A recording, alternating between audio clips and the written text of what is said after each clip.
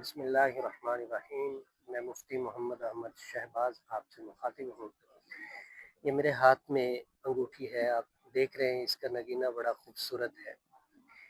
मैं आप हज़रात को बताता चलूँ कि जितने भी नगीने हैं, चाहे वो अकीक है, फ़िरोज़ा है, याकूत है, कोई भी है, किसी भी पत्थर के अंदर बज़ाते खुद कोई सलाहियत नहीं है कि वो आपको नफ़ा या नुकसान दे सके।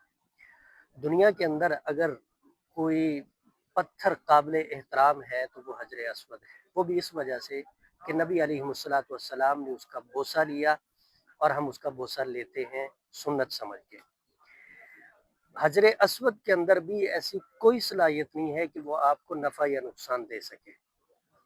सुन्नत समझ के हम उसका बोसा लेते हैं। इसके अलावा कोई ऐसा पत्थर नहीं है जिसके अंदर ये खासियत हो नफ़ा या नुकसान देने वाला। लोग सोशल मीडिया पे आके बड़ी बड़ी बातें करते हैं कि आप इस पत्थर को पहने आपको ये फ़ायदा देगा, आप इसको पहने ये फ़ायदा देगा।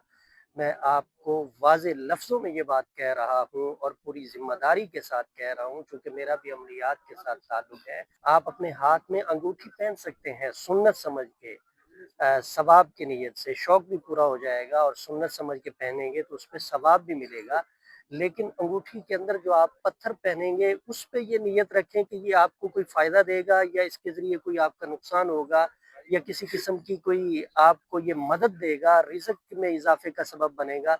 तो ऐसी कोई बात नहीं है। खुदारा ऐसे लोगों की बातों में मत आएँ।